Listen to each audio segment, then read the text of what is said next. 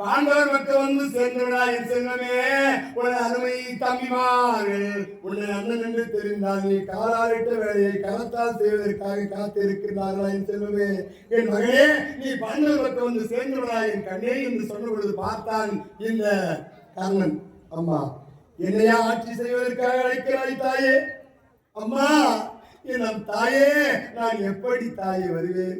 அம்மா, யாரும் இல்லாத என்னை அரசனாக்கி மிகப்பெரிய வாழ்வு கொடுத்த அந்த துரியோதனை விட்டுவிட்டு இன்றைக்கு வா என்று என்னை அழைக்கின்றாயே, நான் எப்படி தாயே வருவேன்? அம்மா, அம்மா, அரங்கேற்றத்திலே என்னை இழுகொடுத்தான் என்று இழித்துரைத்த பொழுது அம்மா, எத்தனையோ பேர் என்னை தலைவலியாக பேசிய பொழுது என்னை அங்க தேசத்துக்கு அரசனாக்கி வாழ்வு தந்த வல்லலை விட்டு வா என்று அழைக்கிறாயே, எப்படி வருவேன் தாயே? வர மறுத்தான். அம்மா, துரியோதனை பற்றி ஒரு கருத்தை சொல்லுகிறேன் தாயே. நானும் பானுமதியும் ஒரு நாள் தாய் விளையாடி கொண்டிருந்தோம். அந்த நேரம் பார்த்து துரியோதன் வந்தால் மரியாதை காரணமாக கணவனார் வருகின்றாலே எழுந்தார். அந்த காலத்திலே கணவனார் வந்தா மனைவி மாறியோ எழுந்துப்பாங்க. இந்த காலத்துல கணவனார் வந்தா கால் மேல கால் கொண்டு வந்த அந்த காலத்துல மரியாதை. அப்பெல்லாம் எழுந்து நிற்பாங்க. பெரியவங்க வந்தா, வயசானவங்க வந்தா, கணவனார் வந்தா எழுந்து நிற்பாங்க. அந்த மரியாதை காரணமாக பானுமதி எழுந்தால், ஏ பானு, நான் ஜெயிக்கிற நேரம் பார்த்து எழுந்திருக்கிறார் என்று கரத்தை நீட்டினார். கைவிரல் இடுப்பிடை பற்றி மேகலாபுரன் கீழே அறிந்து விட்டார். கணவனார் வருகின்ற பொழுது இப்படி நடந்து விட்டது என்று பயந்தார் பானுமதி. கர்ணன் அதே நினைக்கின்றான். மன்னன் வருகின்ற பொழுது மன்னனுடைய மனைவியுடைய இடுப்பிடை கை வைத்து மேகலாபுரன் கீழே விழுந்து விட்டது. அவன் வால் பேசுமோ கை பேசுமோ என்று பயந்திருந்த பொழுது வந்தவன் பார்க்கின்றான். சிரித்துக் கொண்டே வருகிறான். தெரிகிறது பல் முத்துக்கள், பளிங்கு தலையிலே வெண்முத்துக்கள், பானுமதி கண்களிலே கண்ணீர் முத்துக்கள். இங்கு பளிங்கு தலையிலே வெண்முத்துக்கள், பானுமதி கண்களிலே கண்ணீர் முத்துக்கள். துரியோதன் வந்து கொண்டிருக்கிறான். தெரிகிறது அவனுடைய பல் முத்துக்கள், உடம்பிலே வேறு முத்துக்கள். கர்ணன் உடம்பிலே வேறு முத்துக்கள். இங்கு வில்லி புத்திராருடைய சொல் முத்துக்கள் எப்படி இருக்கிறதா? எடுக்கவோ கோர்க்கவோ என்றார் மடந்தை பொன் திருமேகலை மணி உகவே மாசரே திகழும் ஏகாந்த இடந்தனில் புரிந்தே நான் அயர்ந்திருப்பேன். எடுக்கவோ கோர்க்கவோ என்றார், எடுக்கவோ கோர்க்கவோ என்றார்.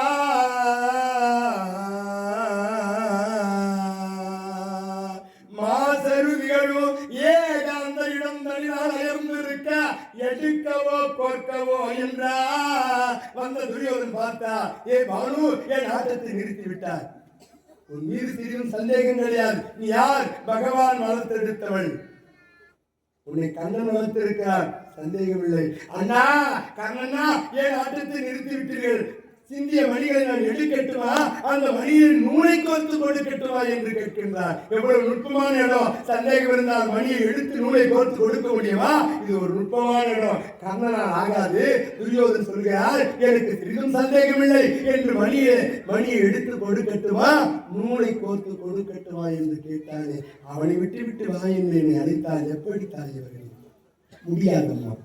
ஓ, இனியும் இந்த கர்ணனை அழைத்தால் வரமாட்டான் என்று, மகனே, எனக்கு 2 வரங்களையாவது கொடுக்க வேண்டும். கருத்து தெரிந்த நாளிலே இருந்து எத்தனையோ பேருக்கு இல்லை என்று சொல்லாமல் வாரி வாரி கொடுத்திருக்கிறேன். உங்களுக்காக நான் இல்லை என்று சொல்வேன். தாராளமாக கேளுங்கள். என்ன வேண்டும் தாயே? மகனே, நீ ஏதோ நாகாயுத கனி ஒன்று வைத்திருக்கிறாயாமே, அந்த நாகாயுத கனியை ஒரு முறைக்கு மேல் மறுமுறை மீது பயன்படுத்தக்கூடாது.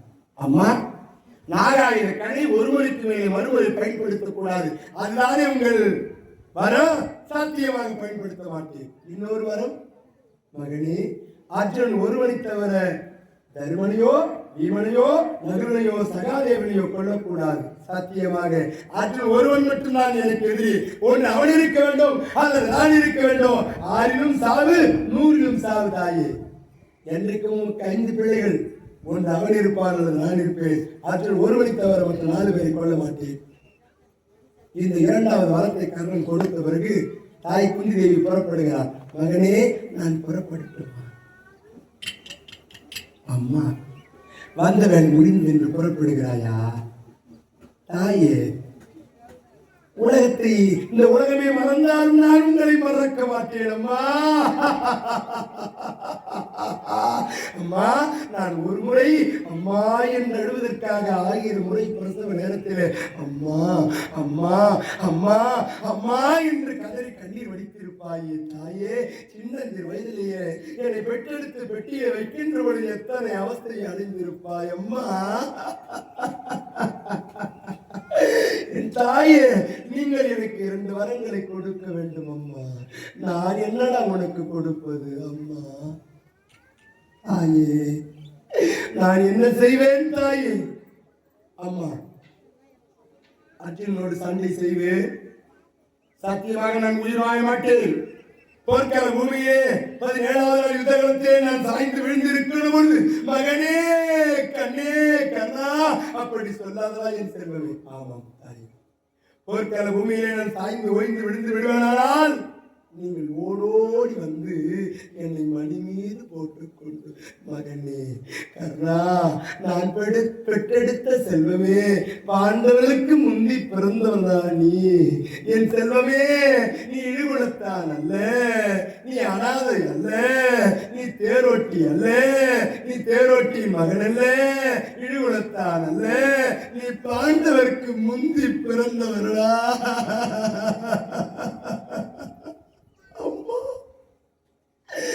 என்னையோரு இழிவாக பேசுவார்கள் தாயே. இவன் தேரோட்டி என்று, இவன் இழிகுலத்தான் என்று, அனாதை என்று, தாய் பேர் தந்தை பேர் தெரியாத அனாதை தருதலை அம்மா என்றெல்லாம் என்னை பேசுவார்கள் தாயே.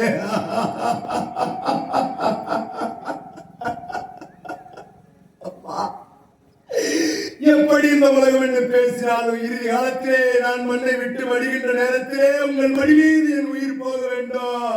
உங்கள் முளைப்பால் உண்டு நான் உயிர். இந்த உயிரானது என்னை விட்டு பிரிய வேண்டும் தாயே. இந்த உலகம் என்னை பாண்டவர்களுக்கு முந்தி பிறந்தவன் கர்ணன் என்று சொல்லும்படியாக செய்ய வேண்டும் தாயே. உலகெங்கும் இவன் குந்திக்கு பிறந்தவன், இவன் குந்திக்கு பிறந்தவன், பாண்டவர்களுக்கு முந்தி பிறந்தவன் கர்ணன் என்று இந்த உலகம் அறியும்படியாக செய்ய வேண்டும் தாயே. இதுதான் எனக்கு வரம் ஒன்று. அப்படியே ஆகட்டும். இன்னொரு வரம் என்ன வேண்டும் அம்மா? இந்த ரகசியம் யாருக்கும் நான் சாகிற வரையிலே தெரியக்கூடாது. இந்த வரம் நான் சாகிற வரையிலே யாருக்குமே தெரியக்கூடாது. குறிப்பாக எனது தம்பி தருமனுக்கு தெரியவே கூடாது. நான் கல்லஞ்சமுடையவன், தம்பிமார் என்று தெரிந்து கூட நான் சண்டை செய்கிறேன். ஈரணிஞ்சுடைய அந்த தருமன் ஓடோடி வந்து என் காலில் விழுந்து விடுவார். 4 நகரங்கள் அப்பனையும் எனக்கே கொடுப்பார். நான் துரியோதனுக்கு கொடுப்பேன் அம்மா, கொடுக்க கூடாதா என்று கேட்பார்கள். அம்மா, துரியோதன் போட்ட பிச்சையில் வாழ்ந்து கொண்டிருக்கிறேன் நான். நான் கொடுத்து துரியோதன் வாழ்ந்தான் என்று இந்த உலகம் அவனை பேசக்கூடாது தாயே என்று 2 வரங்களை இந்த கர்ணன் பெறுகின்றான். தாய்க்கு 2 வரங்களை கொடுத்தான். தாய் பாசமோ பிள்ளை பாசமோ பிரிய முடியாமல் பிரிகின்றார்களா?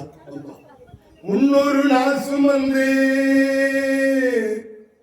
என்னை மூச்சடைக்கு இண்டெடுத்து பல 100 தவம் இருந்து என்னை பக்குவமா பெத்தெடுத்து அம்மா மாறுலையும் அம்மா தோல்லையும் நாகுரங்க ஆனை கட்டி அம்மா காட்டிலையோ அம்மா மேட்டிலையோ நித்த வேர்வை நித்தஞ்சொட்டி எனக்காக தியாகம் செஞ்ச சாமி, என்னைக்குமே தாய்தாண்டா சாமி, என்னைக்குமே தாய்தாண்டா சாமி. பட்டினத்து சாமி பாடுற என்னை பாலூட்டி சோறுட்டி வளர்த்த தாயே அம்மா. 2 திங்களாய் எம்பி பகலாய் முந்தி தவம் கிடந்து 300 நாள் அளவும் சுமந்து என் தாயனுக்கு தீரனை வைக்கணும். நேற்று இருந்தால் அன்னை இன்று இருந்தால் நாளே வந்து சாம்பலாக போறாளே. என்னை மகனே அழைத்த வாழிக்கு நான் அள்ளிவிடுவது அரிசிதானோ கொள்ளிதனை வைப்பேனோ பூசாமல். அம்மா, என்னை வளர்த்த கையே வேக போகுது. கோடான கோடி செல்வங்களை துறந்த பட்டினத்தார் தாய் பாசத்திற்காக அவ்வளவு அழுகிறாராம். தாய்களா இந்த உலகத்தில் ஒண்ணுமே கிடையாது. இந்த தாய் அம்மா காசு இருந்தா எல்லாத்தையும் வாங்கலாம், அம்மாவை வாங்க முடியுமா? ஆசைப்பட்ட அத்தனையோ காசு இருந்தா வாங்கலாம், அம்மாவை வாங்க முடியுமா? முடியாது. அந்த தெய்வம் குந்தி தேவி அம்மையாரும் கர்ணனும் பிரிய முடியாமல் பிரிகின்றார்கள். தாய் பாசமும் பிள்ளை பாசமும் ஒன்றாக பிரிந்தார்கள். வந்த தூது பகவான் வந்த தூது முடிந்தது. 2 மணி ஆரம்பிச்சு தூது முடிஞ்சிச்சு. அவர் அங்கிருந்து உபராயப்பட்டணத்துக்கு துரியோதன் நாடு தர மறுத்ததினாலே அவர் உபராயப்பட்டனுக்கு அத்தினாபுரியிலிருந்து புறப்படுறாரு. நாம போறதுக்கு முன்னாடி சில தகவல்கள் சொல்லணும்.